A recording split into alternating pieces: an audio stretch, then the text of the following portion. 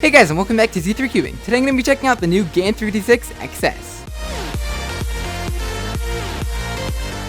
So today I'm finally going to be checking out the new flagship 3x3 speed cube from GAN. I'm probably the last YouTuber in the world to get my hands on this thing, and originally I wasn't even going to unbox it, but after seeing all the interesting things coming out about this cube, like the world record being set with it, and just a bunch of different people switching to it as their main, just a lot of people saying it's all around the best cube on the market, I figured I had to get my hands on this thing and give you my perspective. So GAN has obviously been for a long time now one of the biggest competitors in top of the line 3x3 speed cubes. Personally, I don't have a ton of experience with their cubes except for the GAN 356 Air SM. A few years back I did use this as my main for quite a long time, and I really did like it. It felt just like an all-around amazing cube. A lot of people used it and said it was the best cube on the market, and personally I kind of agreed with that. Basically, since then they've retained and even improved their top-of-the-line cube design, as well as adding a whole bunch of amazing customizability features like with the magnets and the tension and elasticity and all that sort of stuff that has been on cubes from other brands, but they've executed it in a really amazing way that hasn't really been seen before. So let's go ahead and get into it. Let's see. Kind of looks like an Apple product getting into it. It's just ridiculous how fancy they make this packaging that you only look at once. Like, that's a plastic card. Look at that. XS. Anyway, getting into the cube here. Nice little plastic case. That's interesting. Kind of stands up like that. Accessories box. Looks like inside of here we have a little GAN bag. Seems like a pretty nice material. We have, I would assume, some extra things for the tensions. I'll get to that later. And also just a big instruction booklet and another little instruction booklet. Let's get all that out of the way and get to the cube here. This question is, how do we open this plastic box? Like that. Okay, that's kind of weird. Let's get into the cube itself. Alright, so first impressions, just holding the cube in my hands here. This cube is very light. I think this is probably the lightest 3x3 that I have. That's one thing they definitely advertised. They made everything just a whole bunch lighter. I'll show you that in the core later. But yeah, this thing weighs nothing, like compared to the last GAN 3x3. It is a decent bit lighter, and that kind of makes sense for a speed cube, because if the pieces are lighter, that means it takes less force to push them, and so the cube will be faster. Now, just like the rest of GAN's 356 lineup, this cube is of course 56 millimeters long. That's what the 56 in 356 means, and I think cube manufacturers nowadays have pretty much decided on this cube length as the ideal cube length for speed cubing. They used to all be 57, now they're all around 56. My cube that I use is 55.5, but there's pretty much no difference. It's almost noticeable, but not really. Pretty much a standard size. I did of course get this cube in stickerless. This cube is a little bit different from the standard stickerless shades. As you can see, the red is a little bit lighter, green's a little bit darker, blue is a tiny bit lighter, and orange is a little bit darker than MoU's stickerless shades. It does also unfortunately have a non-removable printed on logo, but the biggest difference when you're just holding this cube as compared to my main, other than the weight, which is actually surprisingly kind of noticeable, is actually the feel of the plastic. It actually has kind of a frosted plastic design. It's not really like textured, it's still smooth, but this one's just kind of smoother, feels more like normal cube plastic, and so it's a little bit more sticky in your hands. Compared to this one, kind of feels like your fingers are going to slide off it. And so I think I actually do prefer the original design. This is the same plastic they had on the 356i, and yeah, I don't think I prefer it. Anyway, moving on to the turning now. Even without really watching any reviews, I can pretty much tell you that once I start turning it, it's going to be super fast, really nice and smooth and fluid, and it's just going to feel nice and airy, that nice light feeling of the new weight reduction. So let's go ahead and start turning it. And yeah, that's just amazing. Very, very fluid, like I just said. So yeah, I totally stand by everything I just said about this cube before I even tried it. This cube is absolutely amazing. It turns just exactly how I was expecting, probably even better than I was expecting. Even just doing an H-perm right there. Normally I'm really bad and inconsistent and slow at H-perms, but this cube is just so forgiving the way that it turns. Just kind of lets you do whatever you want. It kind of corner cuts into anything. It's just so smooth and fluid. I guess the most significant difference in turning between this cube and, say, my main, the Waylong WRM, is just the feeling of the turning. This one just kind of feels, I don't know, plasticky, very smooth as you're turning it.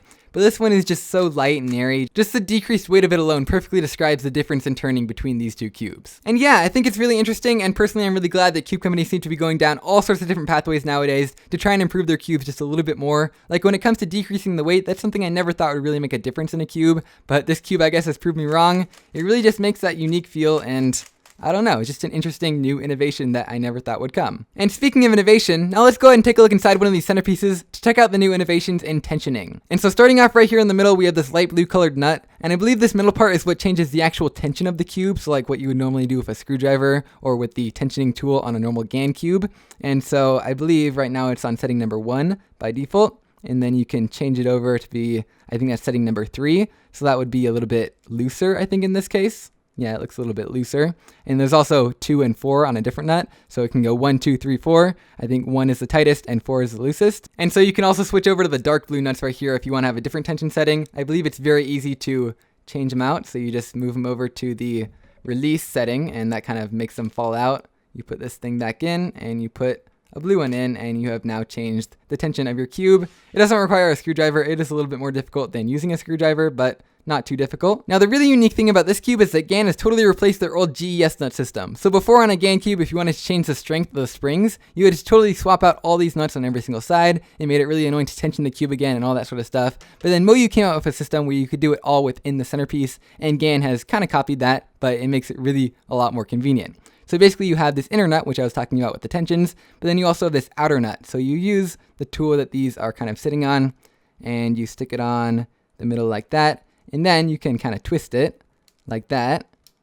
And so you can kind of hear it clicking into place as I turn it. And basically what's happening is this clear part right here is moving up and down. And that's actually where the spring is. So it's compressing the spring more as it's being moved down. And so basically as you're turning the cube, you can make it so it feels either lighter, so less compression on the spring, or kind of more snappy with the spring being more compressed. And combined with the tension settings, you have infinite customizability on this cube. So that's a really cool addition. It now takes a lot fewer parts to get the same level of customizability. And the other cool new innovation has to do with the magnets. So of course it does have magnets on this cube, just like most modern speed cubes nowadays. It makes a nice little click, snap into place as you turn the cube. Nice little feedback, makes it more stable and all that kind of stuff. But the interesting thing comes when you actually take a look at the edge piece, because it actually is movable up and down, which changes the strength of the magnets themselves. So it looks like right now it's set on a medium setting, but if say I preferred stronger magnets in my cubes, all you have to do is go around, swap it up to the higher spot, just like that. You do that on all 12 edges, and now your magnets are stronger. Same thing if you want to have weaker magnets, you just push them down to the bottom location, and it kind of snaps into place nicely. But there we go, now we have weaker magnets. Now there's not really too much else noteworthy to say about the mechanism. As you can see, the pieces just look very similar to how GAN cubes always have looked. We have these kind of honeycomb hexagonal friction ridges, which help add to that nice light feeling. We also have a 3-part edge design and 4-part corner design, which means the insides of the cube is black, which creates a cool look when you're looking at the cube face on like this. But other than that, there's not really too many other substantial differences to the mechanism of the cube itself. Alright, now before I go, let's go ahead and scramble this cube up and just do a quick speed solve on it so you can see its performance in action. Albeit not from the best speed cuber in the world. However, I do feel like this cube could work out pretty well for me, and it might even become my main. So let's do some inspection. Alrighty here. And 3, 2, 1, go. Now I really am starting to like solving on this cube. The turning is just so nice and light and effortless. It's just really enjoyable to turn, really enjoyable to do solves on it. Even if it is too fast for my skill level, I can always slow it down and pretty much customize it exactly how I want it to be. And I really do think this cube definitely could become my main after a little bit more setup and breaking in. Now there is one downside about this cube, the one detail I haven't told you about it yet, and that of course is its price. This cube is $60, which is kind of ridiculous for a 3x3 speed cube. In fact, even compared to other top-of-the-line cubes on the market today, like my current main, the Weilong WRM, this cube just outprices all of them. Now, needless to say, you do not need a $60 cube. You do not need to buy the GAN 356 XS if you want to become fast at speed cubing. Even though this is, say, Felix's main, let's say he averages 6 seconds on this cube, he would average maybe 6.2 on this cube. Like, it makes very little difference once you get into the very high end of speed cubes. And of course, there are also a lot of budget options out there. This is kind of a mid-range cube, the Gogon Yushao EDM, and it's a pretty decent cube. Has a lot of features even that this cube has. It has the adjustable magnets and everything,